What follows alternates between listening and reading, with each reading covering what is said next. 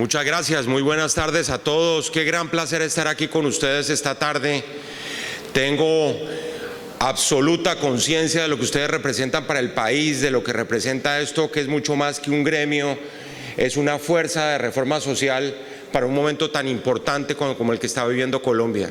Yo quiero agradecer muy especialmente al presidente de ANALFE, a toda la junta directiva, a todos ustedes esta invitación en un momento que ya he dicho es un momento crucial para el país, es un momento en donde están dando grandes transformaciones en este momento en el mundo, como ustedes saben, un momento que está además marcado por la incertidumbre, que es algo que hay que rescatar independientemente de la faceta negativa que puede tener como una gran oportunidad para efectuar grandes reformas y crear nuevos liderazgos, abrir nuevos espacios. Y en el caso de la economía solidaria, y lo digo de entrada, me parece que es esa ventana de oportunidad, como se dice ordinariamente, que ustedes tienen que aprovechar para resaltar la función social que tienen en este momento, cuando en la historia de Colombia buena parte de las reformas sociales que deberíamos haber hecho pues quedaron un poco en entredicho por los temas de la corrupción. Y por eso es tan importante destacar que estamos frente no solo a desafíos nacionales, sino internacionales, porque todos los problemas hoy en día son globales. No hay nada que pase en el país que no tenga una repercusión internacional, ni muchos de los fenómenos internacionales que tengan una repercusión de carácter local. Ustedes han visto cómo en el mundo había una gran cantidad de consensos a nivel de la democracia, de la economía de mercado, del comercio, que están siendo puestos en entredicho por lo que está sucediendo en el manejo de las grandes potencias, particularmente en el caso del liderazgo de Estados Unidos a nivel global. Y todo eso tiene, repito, una gran repercusión en lo que está sucediendo aquí. Y simultáneamente a la incertidumbre ha surgido, y eso hace parte de lo que me ha tocado vivir a mí como procurador, estoy cumpliendo 180 días al frente del cargo, una gran desconfianza hacia las instituciones.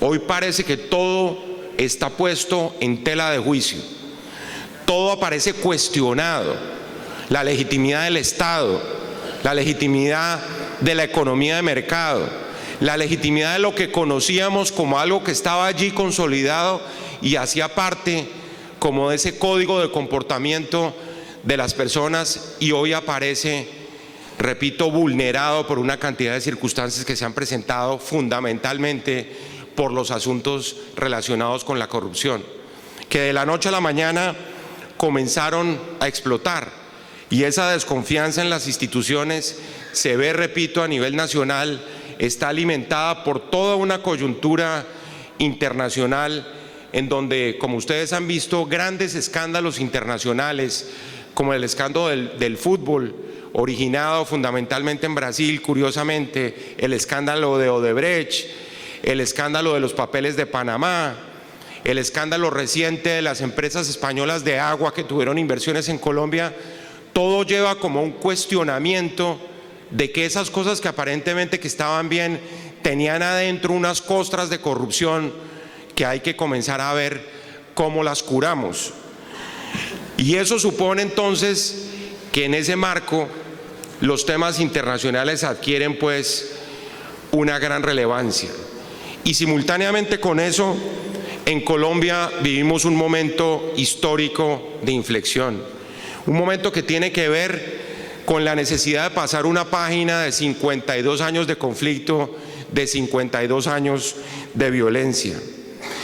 Todo lo que se ha dado alrededor de los acuerdos de paz, y yo no voy a entrar en esa controversia, porque ustedes saben que el país está completamente dividido al respecto, y por eso asistimos a un momento de polarización y de radicalización tan dramática como pocas veces se había visto, lleva a que grandes verdades también se pongan en entredicho.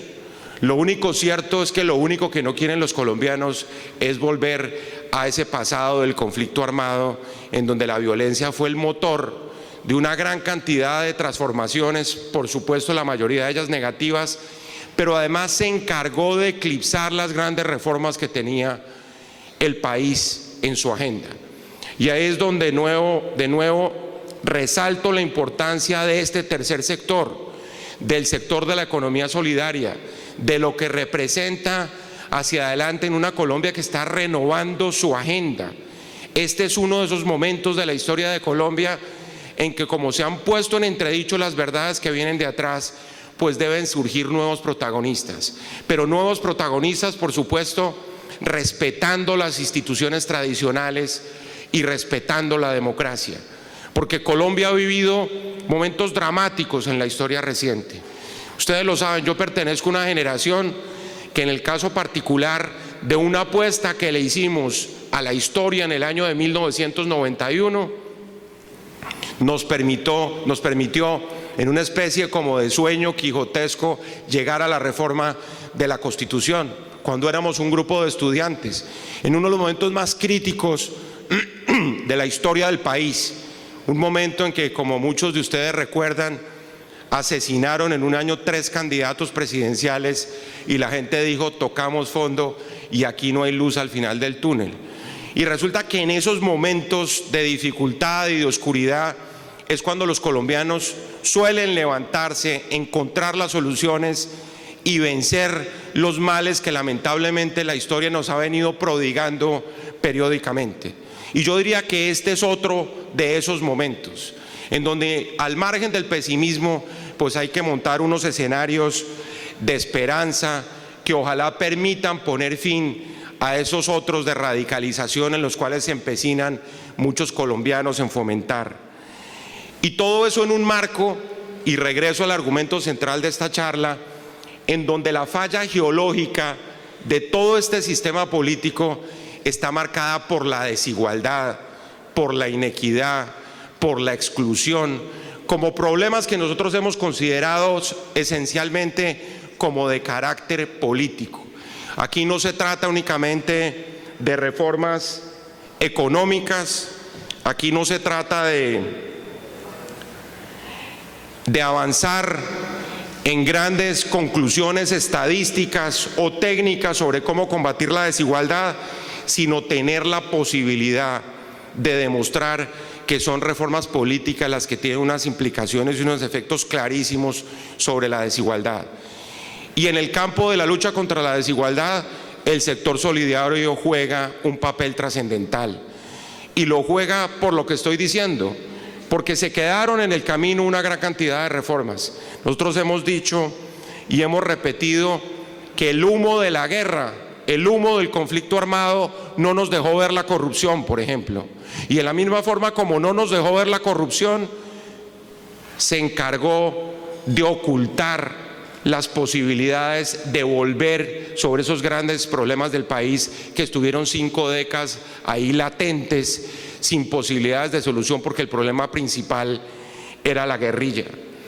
Y hoy estamos de nuevo de frente a esa posibilidad, a la posibilidad de recuperar esos escenarios de transformación social, con los nuevos protagonistas que son ustedes en este sector, en un sector que tiene como premisa mayor lo social, que sigue siendo la gran tarea pendiente y la falla geológica del sistema político colombiano. Eso en un marco en donde se han derrumbado también muchos mitos.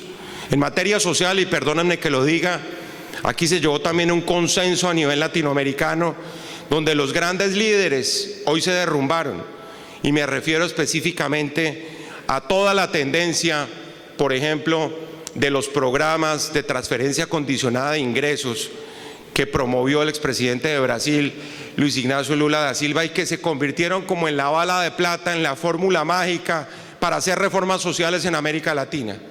Ustedes han visto en lo que ha terminado todo eso, porque lamentablemente detrás de eso había un esfuerzo político para transmitir, para inocular un modelo político en la región que terminó siendo, y suena muy triste lo que voy a decir, financiado por la caja menor de empresas corruptas como Odebrecht. Y hoy en día América Latina se está preguntando cuáles son las reformas sociales que vamos a hacer de aquí en adelante, cuáles son las herramientas efectivas para combatir la desigualdad, cómo debemos convertir la lucha contra la desigualdad, y de nuevo vuelvo a los temas de fondo, con recursos de carácter ético más que con recursos de carácter técnico, porque indiscutiblemente la desigualdad genera inequidad y la inequidad genera de alguna manera escenarios propicios para la falta de integridad, para la falta de probidad y por supuesto para la corrupción. Luego fíjense cómo todos estos fenómenos están entrelazados y, como les decía, al margen de lo que todos y cada uno de ustedes piensen sobre el acuerdo de paz y sobre la consolidación de la paz, lo que es claro es que tenemos acuerdo, pero la paz la tenemos que construir entre todos. Y se construye siguiendo adelante con la agenda social, que es una asignatura pendiente para todos, porque esta no es una responsabilidad solo del Poder Ejecutivo o del Gobierno o del Congreso o de los jueces, sino de todos los colombianos. Más aún en el caso de aquellos como ustedes que están precisamente en la palestra de un sector que cada día toma mayor fuerza. Yo pensaba, viendo la historia de Analfe, que ustedes aparecen unos años antes de la Constitución de 1991, uno de esos momentos estelares de cambio institucional en Colombia. Pues hoy asistimos a uno similar, esta vuelta a la esquina, este cambio de la historia de Colombia hacia la consolidación de la paz, reclama indiscutiblemente espacios para los nuevos protagonistas, y un gremio como el de ustedes tiene que ser uno de esos protagonistas. ¿Por qué? Porque los acuerdos de paz no van a solucionar de manera mágica los graves problemas de la nación. Hacen parte de una solución para un problema específico. Pero si la corrupción sigue, si la pobreza continúa, si la impunidad sigue siendo la regla en el comportamiento de los colombianos y la violación de los derechos humanos, algo que es considerado como normal, pues sencillamente estamos renunciando a verdaderas agendas de transformación. El contexto de la corrupción en el país supone que la democracia hoy en día tiene un enemigo más grande que el conflicto armado como se dio en el pasado. Nosotros hemos dicho también que el problema hoy fundamental contra la democracia, que el enemigo de la democracia ya no porta fusiles o dispara contra el ejército, sino son precisamente los funcionarios del sector público y del sector privado que cargan morrales llenos de coimas. Y eso es más grave todavía que el conflicto armado, porque está culturalmente adherido a los comportamientos de la sociedad colombiana.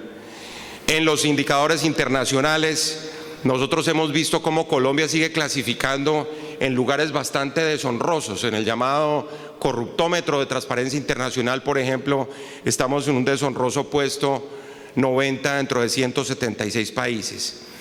¿Y a dónde queremos llegar? Queremos llegar a recuperar la confianza. Queremos llegar a manifestar y a reconfirmar que es por la vía de las instituciones como vamos a hacer los cambios. Ningún país de América Latina ha tenido golpes tan grandes contra su institucionalidad como los ha tenido Colombia. Y yo les puedo hacer un listado interminable. ¿Por qué? Porque nos cayeron las plagas del narcotráfico, del crimen organizado, del paramilitarismo, de tantos fenómenos, pero la regla general de la respuesta en Colombia ha sido siempre tratar de arreglar esos problemas por la vía de la democracia, con más democracia y no con menos democracia, con la participación de la gente y no con la exclusión de la gente, y con decisiones que han asumido las instituciones en un momento dado que vale la pena resaltar.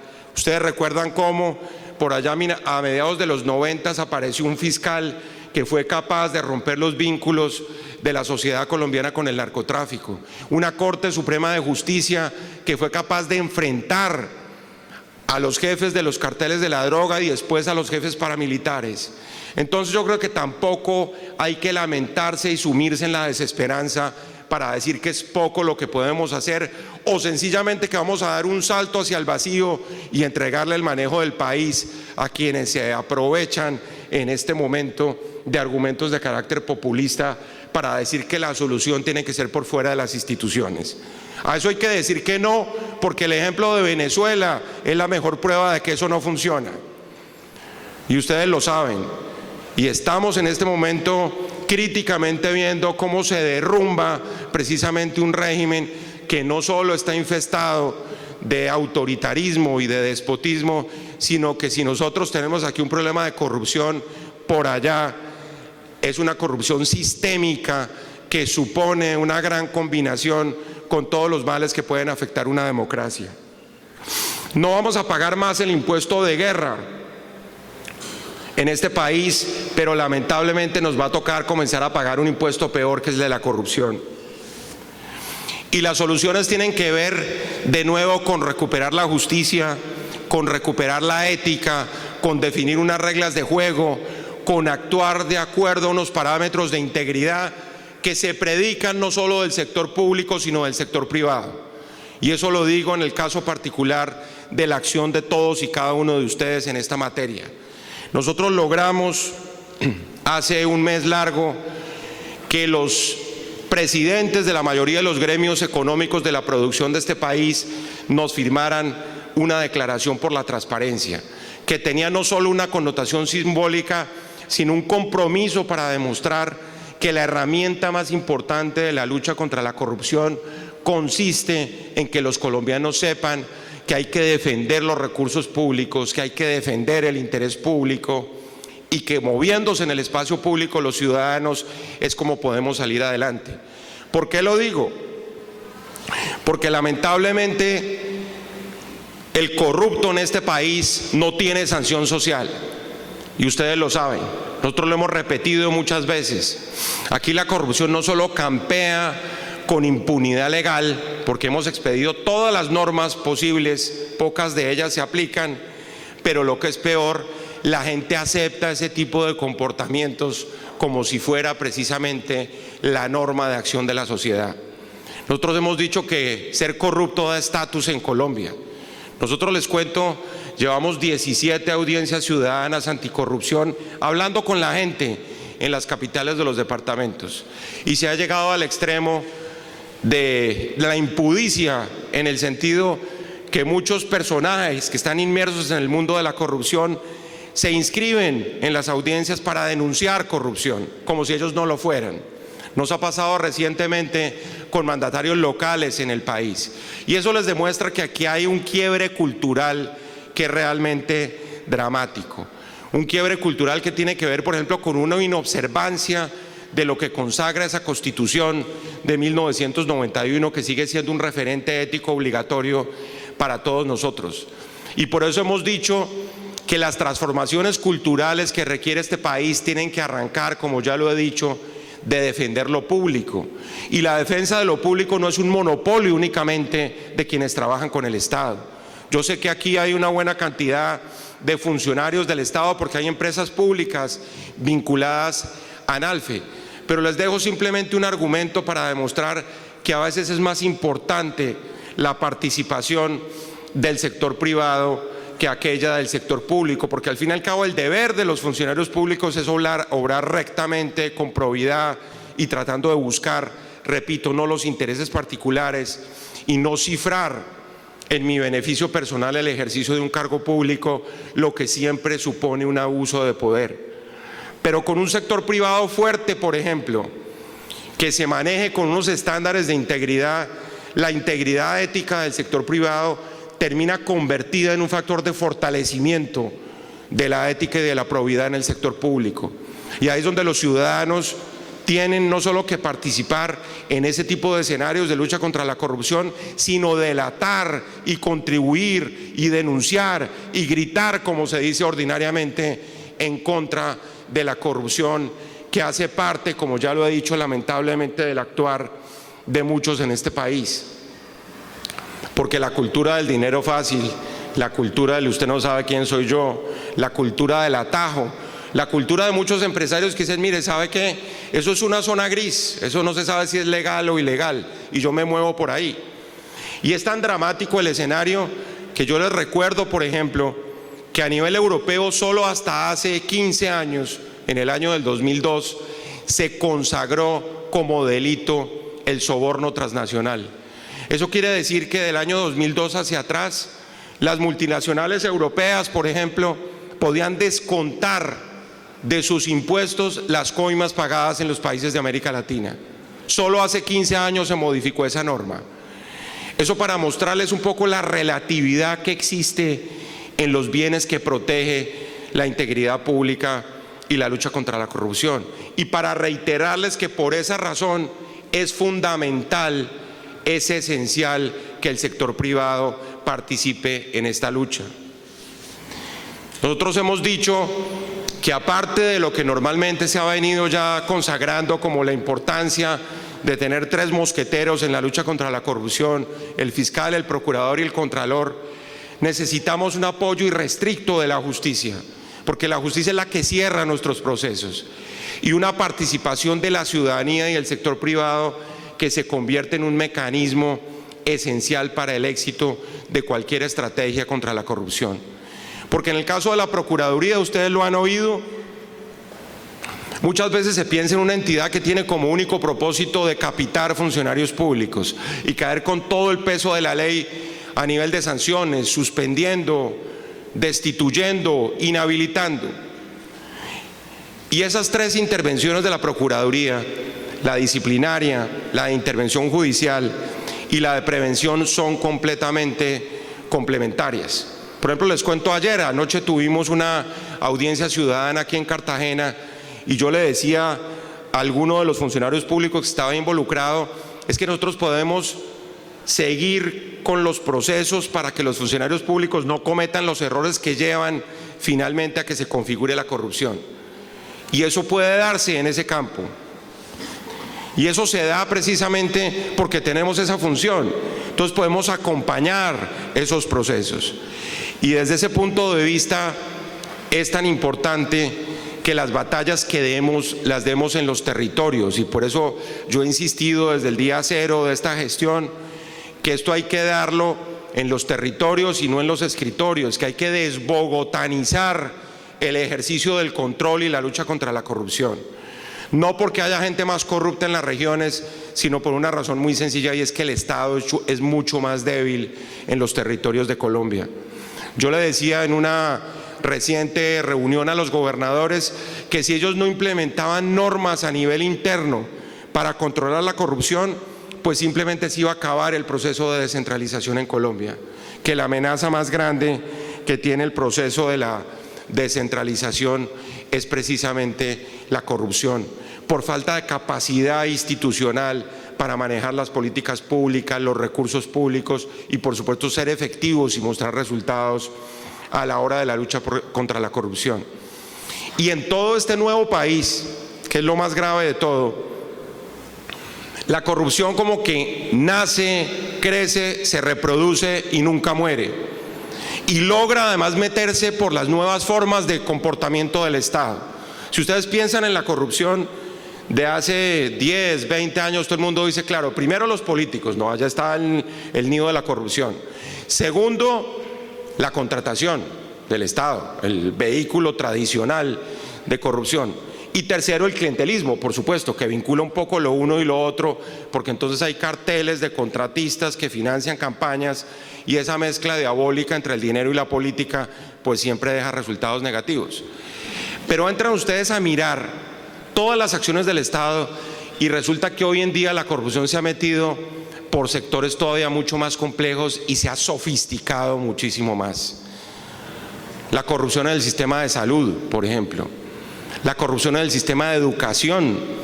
Ustedes han visto las denuncias que hemos hecho las instituciones de control en relación con los planes de alimentación escolar, jugando con la alimentación de los niños, jugando con los sectores sociales.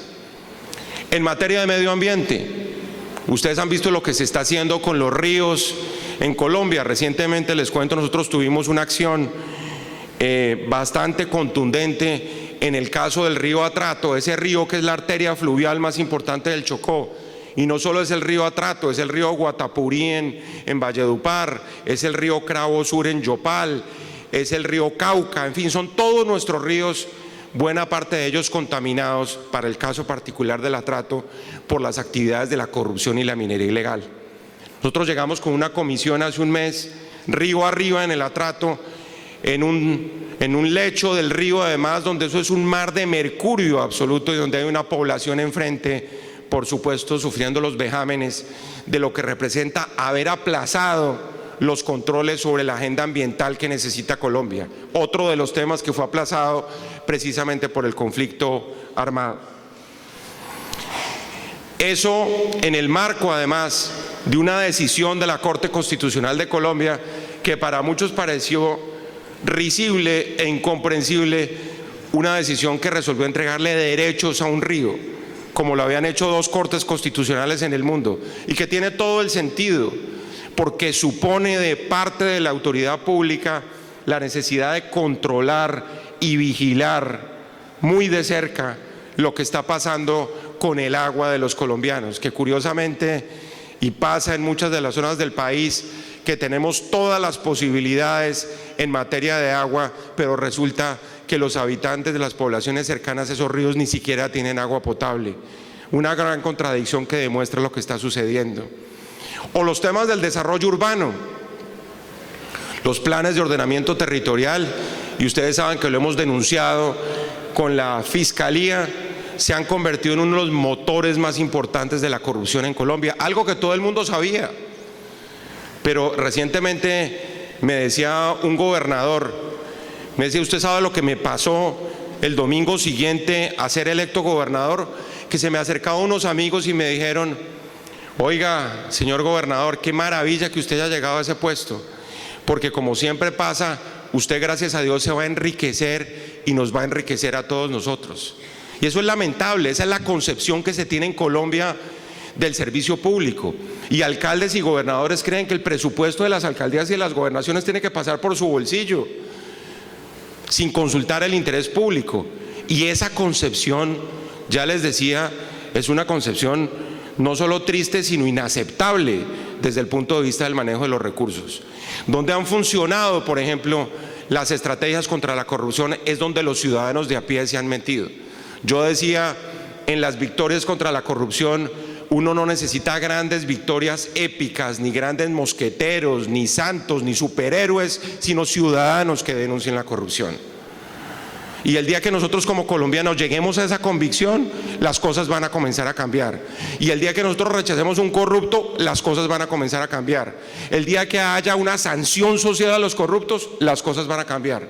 De otro modo, pues seguiremos en la lógica de que los héroes, de que el héroe del pueblo, el mandamás, el que maneja la contratación, el que tiene la nómina del municipio, es precisamente a quien tenemos que darle reconocimiento por las hazañas que hace permanentemente con los recursos públicos y con el interés público.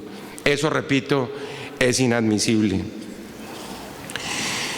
En la lucha contra la corrupción, todo ese sentido de lo público va precisamente en esa dirección, en la defensa de una institucionalidad que sea pública y en la consolidación de herramientas que sean efectivas y que permitan de manera clara aplicar las leyes, que ya tenemos muchas, y cambiar, repito, los comportamientos ciudadanos. Ese fue el sentido, por ejemplo, del Pacto por la Transparencia y la Integridad que suscribimos con los gremios de la producción hace un mes en Bogotá, y ese es el sentido de lo que estamos impulsando además en relación con cada uno de los gremios, identificando, por ejemplo, lo hemos hecho ya con la ANDI, con FENALCO, lo hicimos la semana pasada con la Asociación Nacional de Exportadores, a ver en el caso de los empresarios cuáles son las prácticas corruptas que los afectan diariamente y poder actuar con la Procuraduría y con la Fiscalía para tratar de atacar en concreto con un plan de acción específico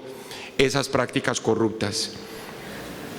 Yo quiero terminar simplemente resaltando, porque quiero oírlos a ustedes y creo que podemos tener un poquito de tiempo para ello, que después de 36 años de esta asociación con 1.620 fondos y con más del 1.000.000 de socios que ustedes tienen y todo lo que eso supone, ustedes pueden ser aliados también en esta lucha contra la corrupción.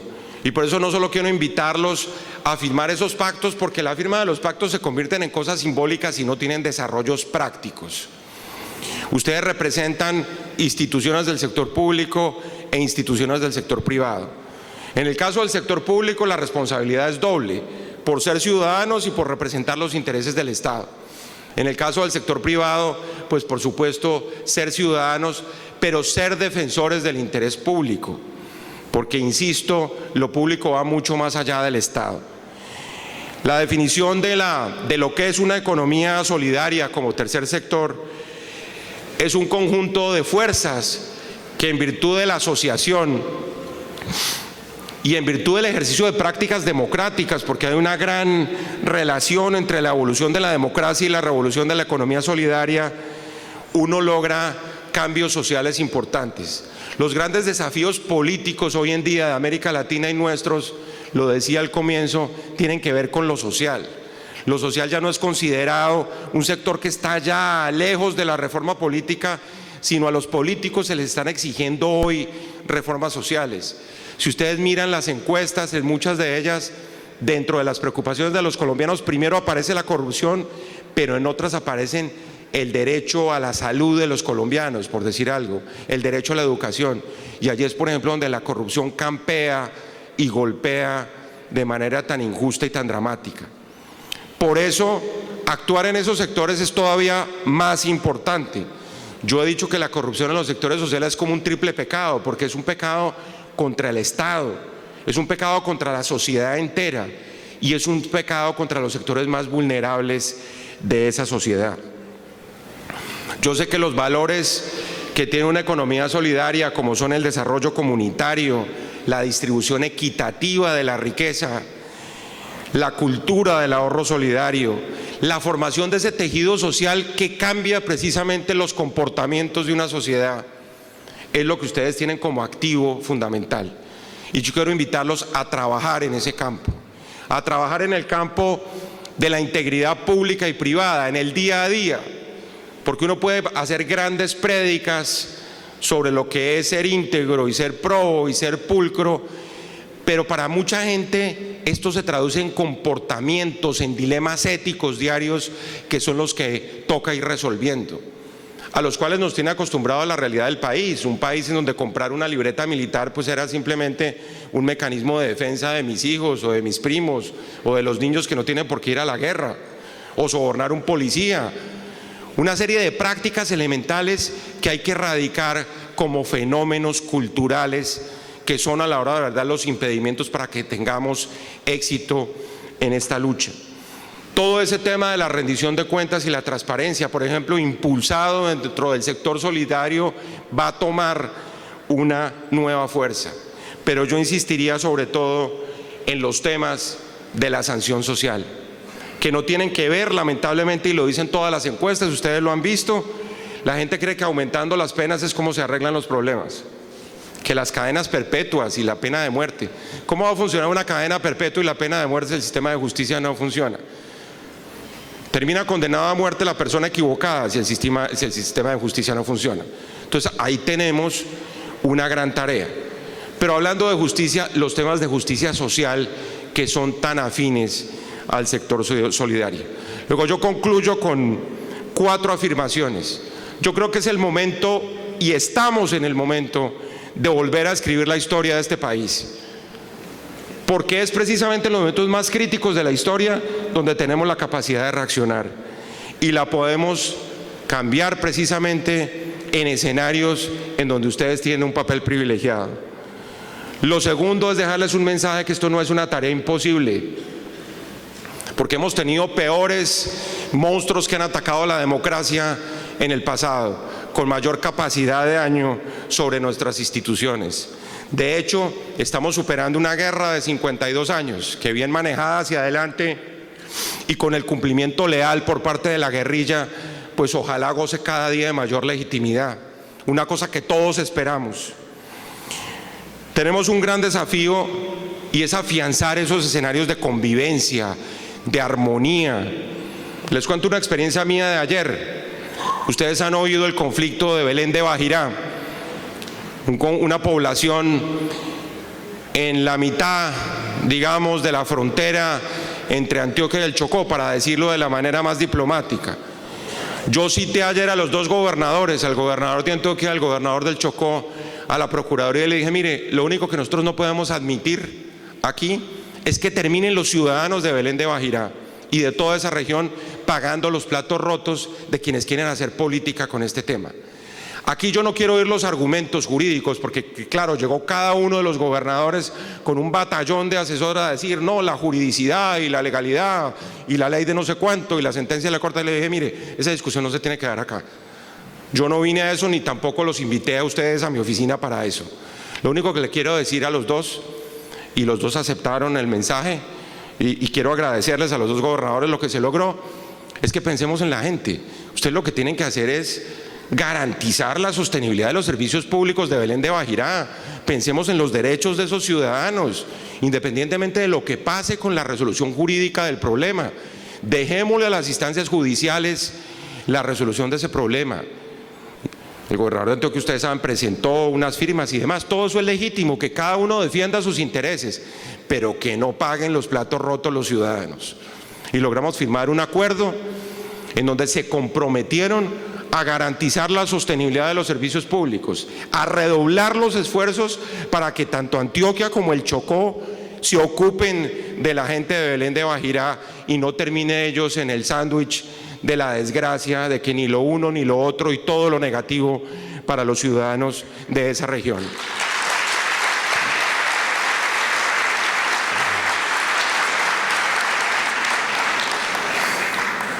Y la última afirmación, porque los quiero ver a ustedes, es que la gran paradoja que podemos vivir en este país es precisamente que le vayamos a ganar la guerra a los violentos, pero que perdamos la guerra contra los corruptos. Muchísimas gracias.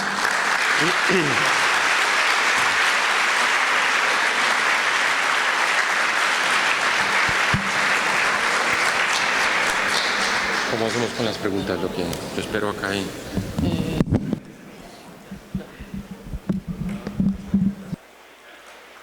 Sí, por micrófono. Yo las contesto desde acá, me imagino, y ellos que procedemos con las preguntas. Yo no tengo problema en que cada uno agarre el micrófono y si quieren recogemos 3 o 4, si va a haber muchas, o hay unas escritas también, yo las puedo escoger aquí también. Entonces, dime. No, no te preocupes, que no tenía dónde poner esto, entonces no lo pueden arreglar.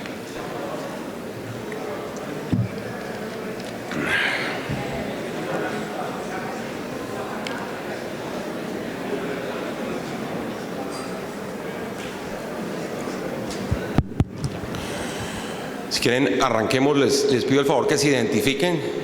Procurador, muchas gracias. Luis Fernando Espina, del Fondo Promédico, fondo constituido por médicos, exclusivamente médicos colombianos. Gracias por su intervención, muy importante, y se la agradecemos como colombianos.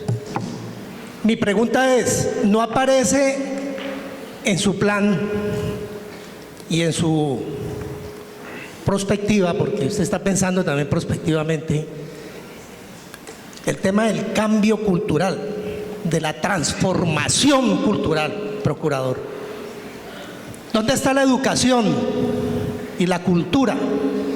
¿Dónde está el engranaje con el Ministerio de Educación y con las políticas públicas de educación para empezar a trabajar en el chip, en ese ADN de la corrupción que tenemos los colombianos? Veo en su plan y en su visión muchos elementos importantes, pero me llama la atención que carece esa visión del tema educativo, del tema de la transformación cultural. ¿Qué nos puede usted responder al respecto, procurador? Y muchas gracias, y gracias por la gestión que está realizando desde la Procuraduría. Sí, tiene usted toda la razón, y perdóneme que la conteste inmediatamente porque yo creo que es crítica.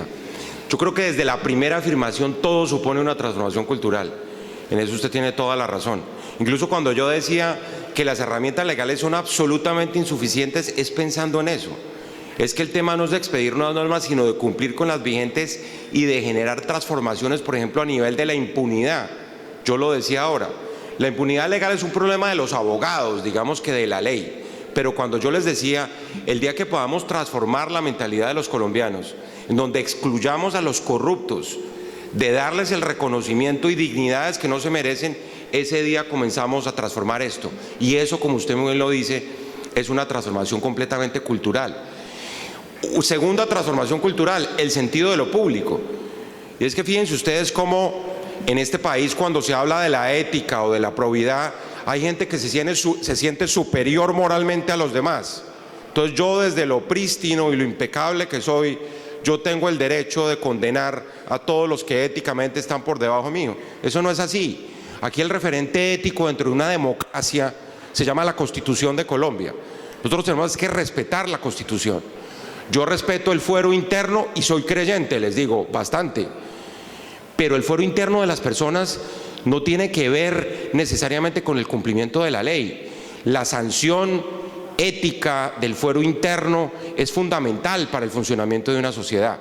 El ejemplo clásico que ustedes lo han oído es que mucha gente dice, ¿cómo es la cosa que en un país como Estados Unidos la gente sí respeta los semáforos?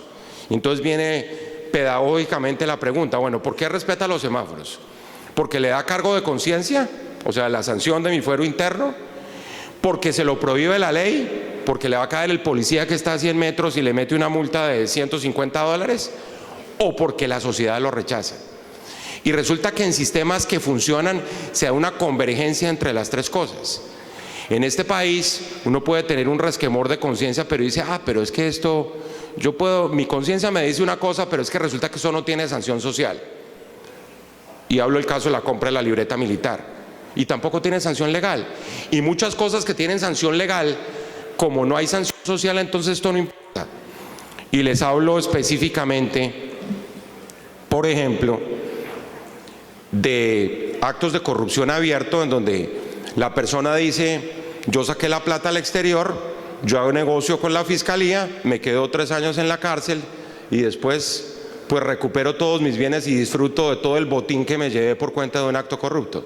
Y como no tengo sanción social, en Colombia hay fulanos que tienen una sentencia condenatoria penal encima y que caminan como Pedro por su casa sin ningún problema y que dan clases de moral y de ética, que es lo peor del cuento, porque no hay sanción social. Y como usted lo dice, eso es una transformación cultural y por supuesto que tiene que ver con la educación y por supuesto que tiene que ver con los valores cívicos. Ustedes recuerdan, eso le tocó a mi generación, a uno le enseñaban cívica en el colegio por lo menos. En primero bachillerato me tocó a mí, eso desapareció del pensum educativo. Y ese tipo de dilemas que tiene la gente frente a lo que es ético y a lo que no es ético, a esa zona gris, es lo que hay que comenzar a definir. Y eso se hace por la vía de una transformación cultural, sin duda. Y por la vía de una transformación cultural es que uno logra que la gente cumpla la ley. Entonces, el día que nosotros logremos que haya una sanción social contra el corrupto, vamos a avanzar muchísimo. Porque yo les decía, la impunidad legal es gravísima. Y estamos inundados, estamos nadando en impunidades legales en Colombia, pero la impunidad social es peor todavía, porque entonces comienzan las disculpas y la justificación, si fue culpable, si no fue culpable, pero no, ese es un individuo que hay que aceptarlo dentro de la sociedad. Por eso yo también he dicho que una de las herramientas fundamentales dentro de todo esto es meterle la mano al bolsillo a los corruptos.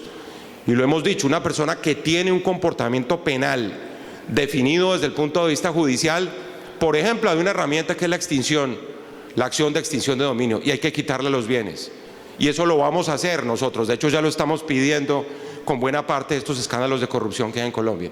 ¿Qué sentido tiene tenerlo 3 años en la cárcel o destituido, que es la sanción que pone la Procuraduría, si después se va a festejar con los bienes que le quitó al Estado? Entonces, completamente de acuerdo. Buenas tardes, doctor Carrillo, muchas gracias por su presentación. Jairo Arango, miembro de Junta Directiva de Promédico. Mi pregunta es muy concreta. ¿Cómo cree usted que este país llegue a lograr la paz con un sistema judicial tan débil, ineficiente y corrupto? Yo creo que estructuralmente una de las grandes debilidades y solamente los países desarrollados logran tener sistemas judiciales fuertes. No vi mucho el tema ahí, pero yo no creo que vamos a lograr paz ni equidad con un sistema judicial débil, corrupto. Sí, completamente de acuerdo. Le cuento, yo escribí en El Tiempo una columna sobre justicia y precisamente el titular, me acuerdo perfectamente, hace un año más o menos era "Aquí no habrá paz sin justicia". Y usted tiene toda la razón. Y estamos en un doble estándar, ¿no? Estamos en el estándar de discutir todo lo que es la justicia especial para la paz, que puede ser fundamental para el proceso de paz, pero estamos dejando a la vera del camino ahí la verdadera reforma de la justicia, que es la justicia del hombre de la calle, la que ustedes sienten ordinariamente, que no hay acceso, que en el conflicto diario que uno tiene, el conflicto que puede tener cualquier ciudadano con el otro, la justicia no opera y está sometida a todo ese tipo de vejámenes. Luego ese es uno de los grandes dilemas del país en este momento, que vamos a fortalecer una justicia especial para la paz, para juzgamiento de todos esos crímenes relacionados con el conflicto, pero seguimos simplemente en una actitud de asignatura pendiente en relación con los temas de la justicia básica. En el caso de la salud pública, ustedes lo saben, hay unidades inmediatas, que también hay una crisis muy grande en el país, pero se trata por lo menos de tener una atención inmediata en el caso de la salud. En la justicia debería ser lo mismo. Nosotros deberíamos tener unas unidades de reacción inmediata frente a temas esenciales de la justicia.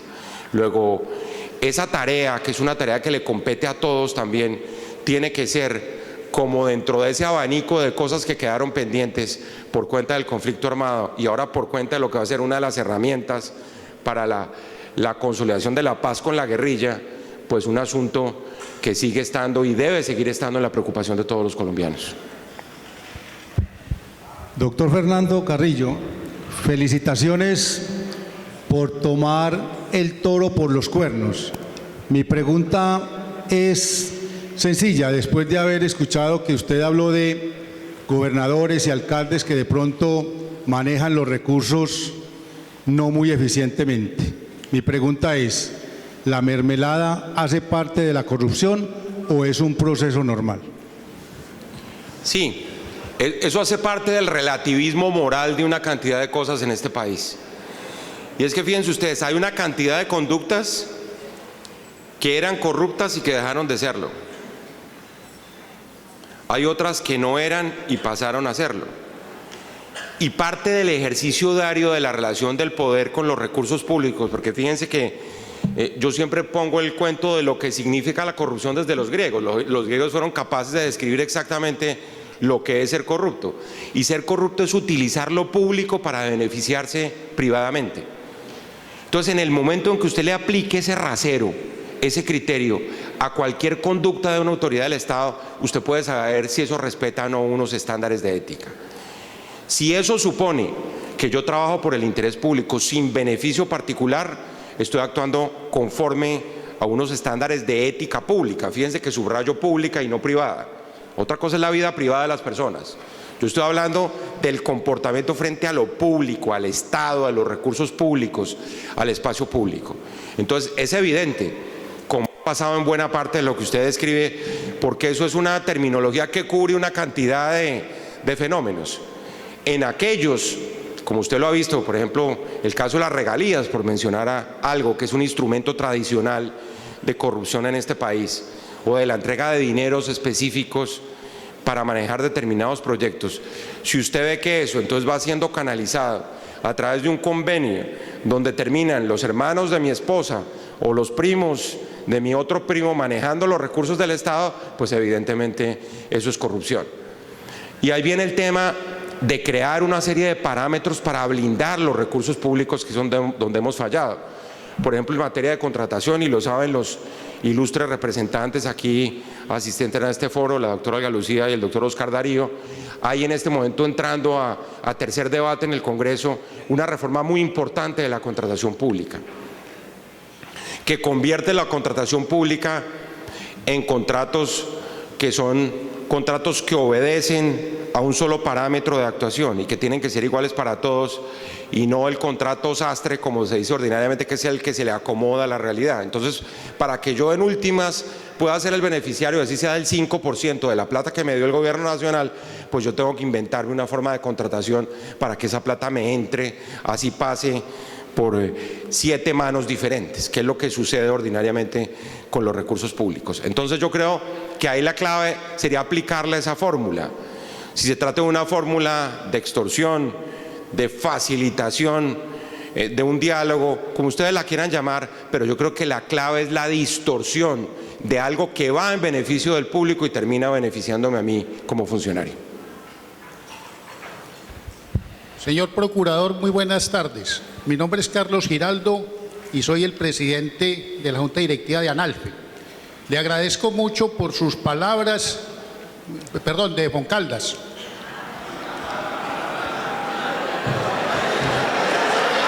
Bueno. Usurpación de funciones. Pero excúsenme la equivocación. Siga tranquilo, por favor. Lo que pasa es que tenemos muchas aspiraciones dentro del gremio. Exacto, eso sí, eso es importante. Claro. Tomen nota de eso, por favor. Le agradezco mucho sus palabras, señor Procurador. Son una voz de esperanza para un mejor futuro aquí en Colombia. Yo quisiera hacerle una pregunta y es puntual. ¿Qué más se está haciendo desde su ahora maravillosa gestión para evitar que la próxima campaña presidencial no se vea contaminada por las coimas, por las donaciones extralegales y por la corrupción que se ha visto en los últimos 2 procesos? Muchas gracias. Muy importante pregunta, muchísimas gracias. Sí, fíjense ustedes que de lo que se trata acá es de ponerle un poco de responsabilidad a los aportes del sector privado a las campañas políticas. Y nosotros lo hemos dicho hace mucho tiempo, no es solo la legislación, no es solo convertir en delito, como lo han hecho la mayoría de los países europeos, Colombia no lo ha hecho todavía, de convertir en delito el financiamiento ilegal de las campañas, sino responsabilizar al sector privado de esas donaciones. Yo les cuento, buena parte del diálogo que tuvimos con los gremios económicos iba en esa dirección. Es que resulta que si yo le entrego recursos a una campaña presidencial con el único objetivo de ser contratista como resultado de cuando ese señor deje de ser candidato y pase a manejar los recursos públicos, por supuesto estoy incurriendo en ese criterio que les acabo de decir, que es lo que describe un hecho como corrupto. Luego los privados tienen que responder. Y les cuento, esto ha sido un campanazo muy grande, el lío de Odebrecht y de todo esto que ha pasado, ha sido un gran campanazo sobre los privados. De aquí en adelante lo van a pensar 2 veces y con todos los controles, y habrá que someterse a todos los parámetros de vigilancia, porque esto ha marcado un antes y un después en el financiamiento de las campañas políticas en Colombia. Porque además, como resultado de todo esto, quierase o no, habrá que fortalecer la autoridad electoral y habrá que consignar como tipo penal el financiamiento ilegal de las campañas. Pero la pregunta es muy importante por eso, porque normalmente esto es un tráfico de pesos y votos. Entonces yo logro que usted tenga más votos, pero usted está logrando esos votos gracias a los pesos que yo tengo, para que yo después pueda tener más pesos en función de los contratos que usted me va a dar. Y eso es un maridaje bastante complicado, en donde por supuesto hay mafias enteras en el país que se apoderan de la contratación por esa vía. Luego yo creo que hay que hacer cambios normativos, hay que aplicar esas normas, hay unas que no se han aplicado, además siguiendo con la línea de argumento que acaba de presentar, pero también hay que concientizar a los donantes y al sector privado de la responsabilidad tan grande que tienen y, por ejemplo, de la inhabilidad que debería tener un agente del sector privado que le entrega recursos a una campaña presidencial para ser contratista de ese gobierno que gana las elecciones, entre otras gracias a las donaciones que le ha hecho el sector privado.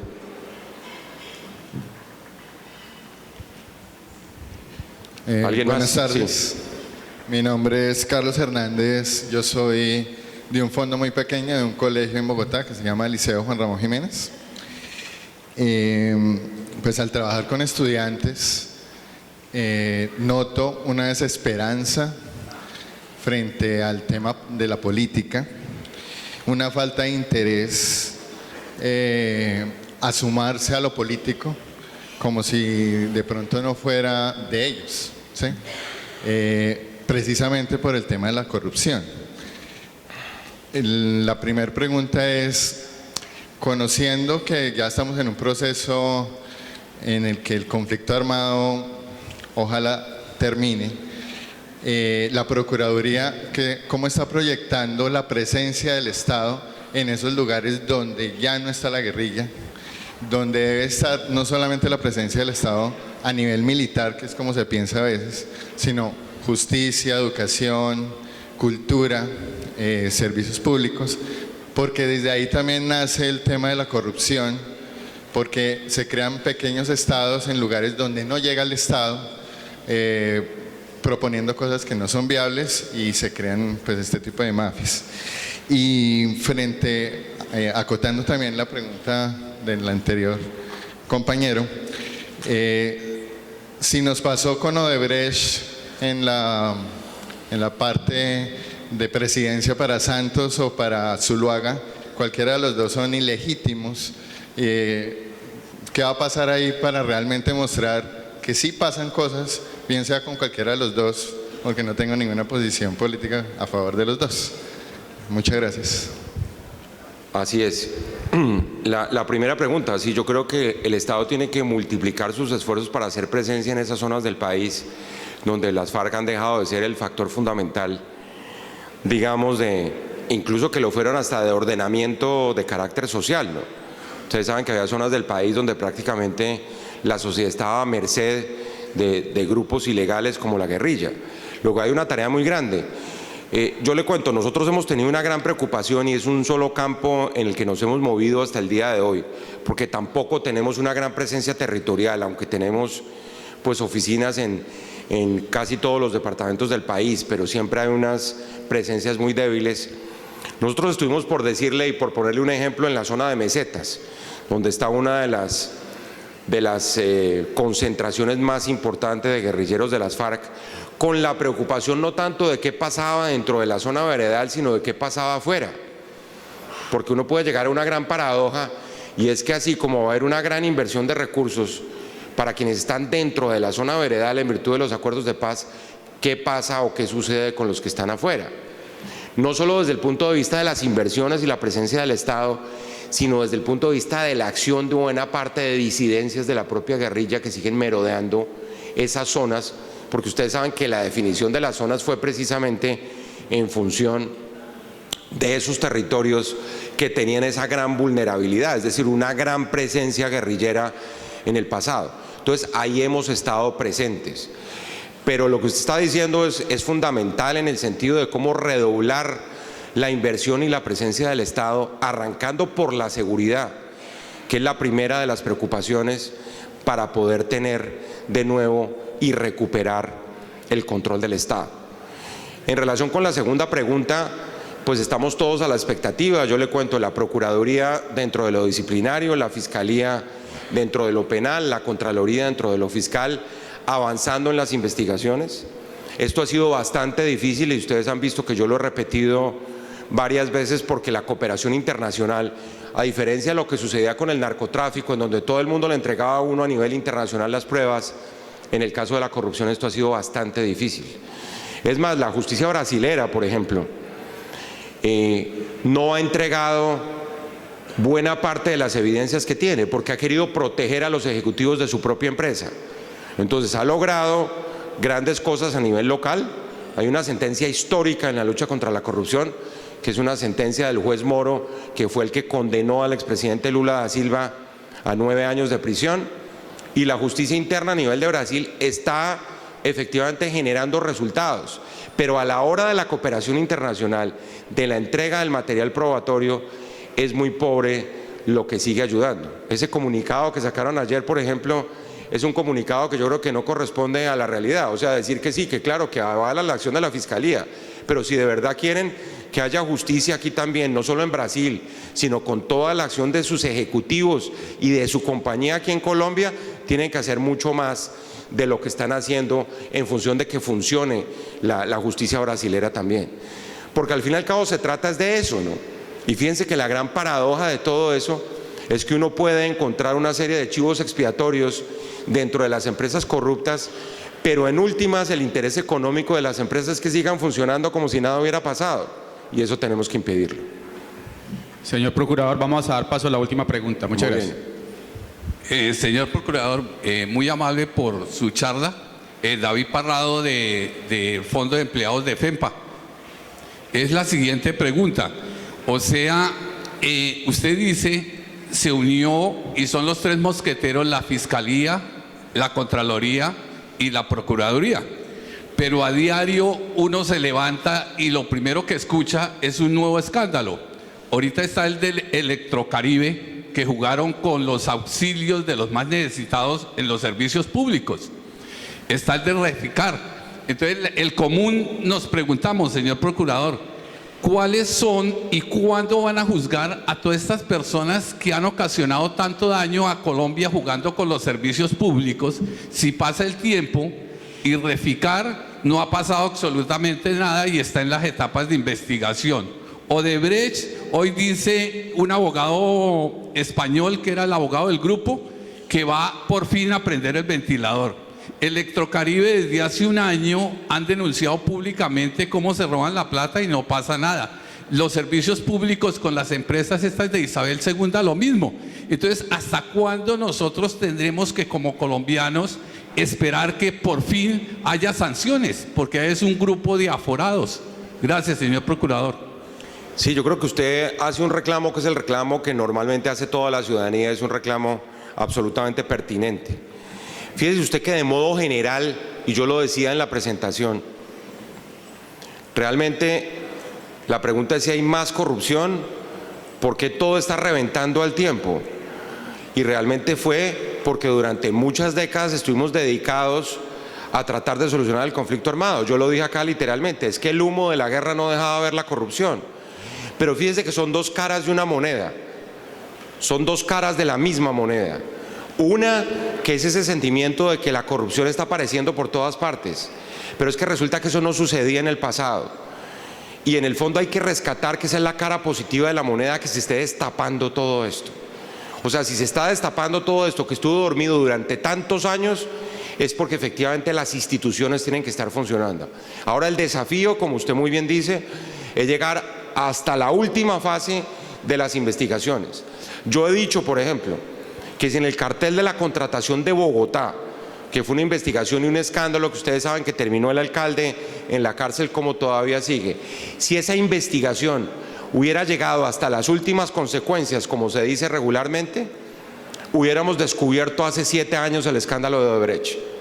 Porque lo de Odebrecht es una historia de décadas, que hasta ahora saca la cabeza y sacó la cabeza porque, entre otras cosas, hubo un acuerdo de cooperación entre la justicia brasilera y la justicia norteamericana. Luego hay dos cosas muy ciertas que usted está diciendo en su pregunta. Una, que la gente reclama resultados y en eso estamos. Probablemente no con la agilidad que la gente quiere, porque hay que respetar el debido proceso, hay que respetar el material probatorio. Las normas en esa materia son muy garantistas, como pasa dentro de una democracia, pero yo sí estoy seguro que en muchos de los casos se han dado acciones que no se habían dado en el pasado. Por ponerle el caso de Reficar, ya de acciones concretas a nivel de acciones penales de la Fiscalía, la Contraloría está abriendo los juicios fiscales, nosotros disciplinariamente tenemos ya identificados quiénes fueron los protagonistas de todo ese estropicio con el erario. Y en lo de Odebrecht vamos en la misma dirección. Y como siempre, pues a uno en un manual de lucha contra la corrupción lo que le dicen es lo primero que usted tiene que hacer es fritar a los peces gordos, así que suena un poco fuerte, pero es eso. Si uno tiene la capacidad de ir a la cabeza donde estuvo la torre de control de las tramas de corrupción, uno va a tener muchísimo éxito. Y tenga la certeza, yo sigo siendo optimista en que eso lo vamos a poder lograr. Y que lo importante acá es que podamos pasar esa página. Y esa página la pasamos entre todos.